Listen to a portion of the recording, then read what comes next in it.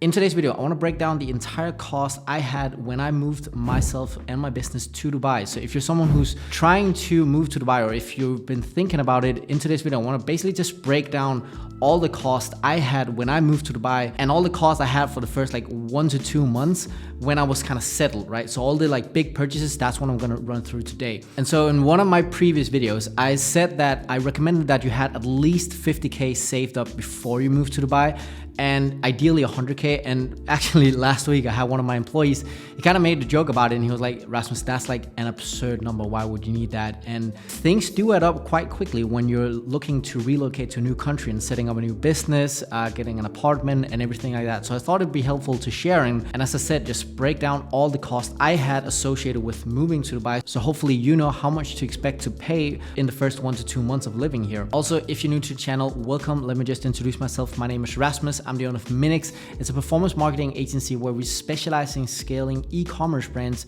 through UGC videos and paid advertising. And if you end up liking this video, make sure to give it a thumbs up and subscribe to the channel, because that will massively help me out, not only in growing the channel, but also to know what sort of content you guys actually like to watch.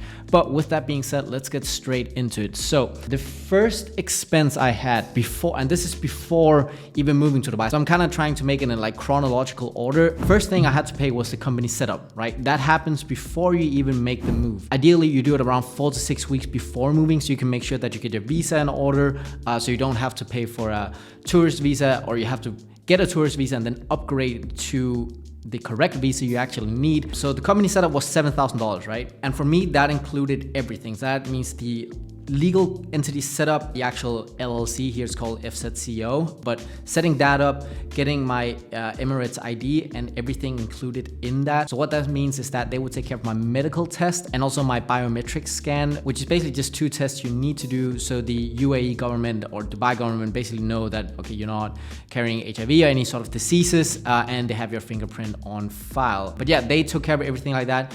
They picked me up and my Airbnb and also dropped me off afterwards. So I had really nothing to really do. I just had to send them a couple documents and then they took care of everything. But that was around $7,000. Now, the next thing is the plane ticket, right?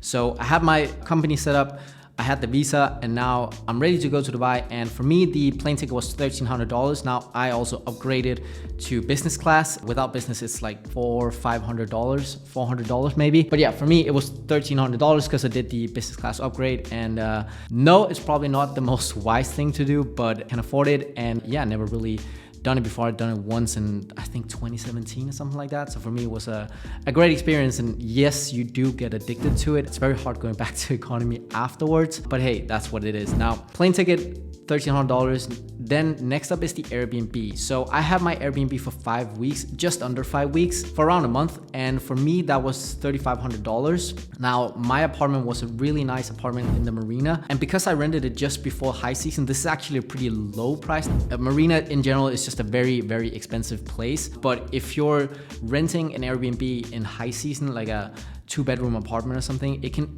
easily cost you like 5, 6, 7K for a month in an Airbnb. So for me, it was $3,500. It was really nice in the marina, very close to actually where I live now. And yeah, you basically just need an Airbnb for the first 4, 5, 6 weeks while you get your Emirates ID sorted, because to rent an actual apartment, you need your Emirates ID. And your Emirates ID from when you land, depending on what sort of company you work with to do the whole setup, takes anywhere from like 4 to 8 weeks. So definitely just check with the company that helps you out setting up your entire business, because they can probably tell you, there's some queues, waiting time between the medical test and the biometric scan. That's usually what takes the longest. I think I had like 3 weeks waiting time between my medical test and my biometrics. Other than that, that's not really a lot of waiting time, but the waiting time between those 2 tests can be quite long. So yeah, just check with your company before you actually book the Airbnb, because then you can more easily gauge how long you need to rent it for. I rented mine for 4 weeks, and when I knew I had to stay a little bit longer, I just had a few more days to wait. Luckily, I could rent mine for a couple days extra for a little bit of an extra charge. But yeah, just make sure that you actually check how long you need to wait before you can get your Emirates ID, and your company should know that, at least have a pretty good estimate. Now, once I was done in the Airbnb, right, and I had my Emirates ID, now for me, the time was to book an apartment or rent an apartment. And in Dubai, they do it a little bit differently than most places. So I own an apartment back home in Copenhagen, and there basically you just pay a 3-month deposit and then you pay monthly rent. That's usually how it's done in Denmark. And also from what I understand, it's how most people do it around the world, at least in the Western world. Now in Dubai, it's a little bit different because they do either checks or they do a full payment. So checks, yes, that's like a physical checkbook that you would fill out and then give to a landlord, and then they would cash in that check every month. They don't do normal bank wires if you want to pay monthly, and most landlords would rather have you do like a 2-split check, so meaning that you pay once every 6 months, or you just do one big upfront investment and just pay for the year out. And that's what I did. So that's why it can pretty easily become very costly setting up your first year in Dubai, right? So for me, my apartment was $47,000 for the whole year, and I paid that upfront. So I just did one bank transfer to my landlord, and that was it. And so that's why I say you need at least like minimum 50K, because depending on where you want to live, I get my apartment is $4,000 a month. It's a very nice apartment in the marina. You can for sure find cheaper apartments for like 1.5 to 2K a month, like a 1-bedroom or something like that, or a studio you can probably get even cheaper. Mine is a 2-bedroom, 3-bathroom apartment in the marina with a view over the marina. So that obviously drives up the price quite a lot. But yeah, I love it here. So that was $47,000 straight out the bank, right? And on top of that, you also have to pay an agency fee. You also have to pay like a security deposit. I didn't include that here because obviously I'll just get that back, but you also have to pay an agency fee, which is 5% of the total rent amount. So that came out to $2,350. And this is basically just the commission that the real estate agents gets here. 5% is kind of the standard when you're talking these volumes. I've heard of real estate agents taking a higher commission if you do like very low cost apartments, but from what I understand, the general rule is just 5% of the rent amount. So $2,350 there.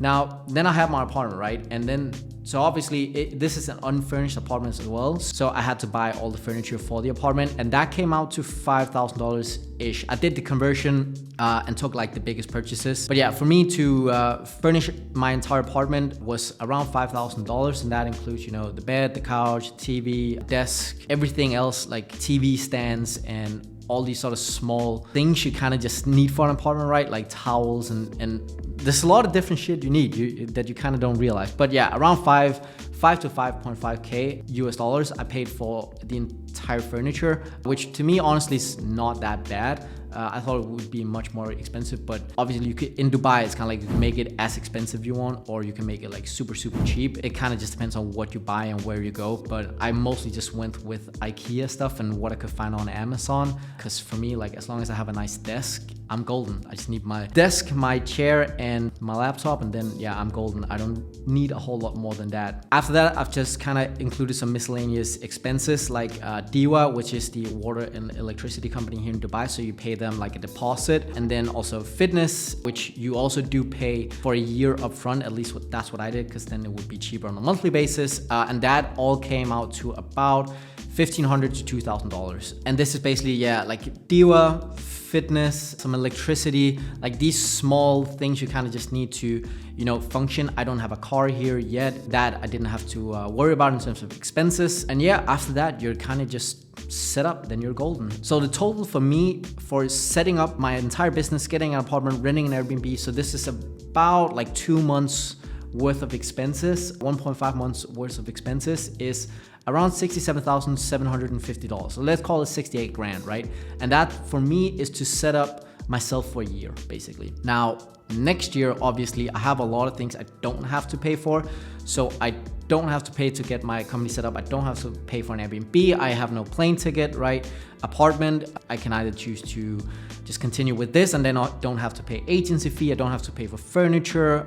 So obviously next year, it'll be a lot less for me in terms of getting myself suited for a year more here in Dubai. But yeah, like the first year in Dubai is just a big, heavy upfront investment. And that's why I said in my video, I think you need at least 50, ideally 100K to get set up in Dubai. Because if you just have 50K and you blow all 50K just to get yourself set up, like there's a lot of, it's just unnecessary risk. At least that's what I think. If you don't have that like 100K and you can't pay for your own living expenses for the next like 2 years, just in terms of like fixed cost, for me at least, I think it's risky. Obviously, you have your own risk tolerance. You can suit yourself, do whatever you want to. Obviously, I'm not here to tell you what to do and what not to do. For me at least, I just thought it was risky not having that money in the bank. And obviously, your living expenses month to month, once you kind of get this sorted, is pretty low. I think I spend like $2,000 a month or something like that for everything really, so internet and food and everything else combined. So yeah, like living expenses month to month are definitely low,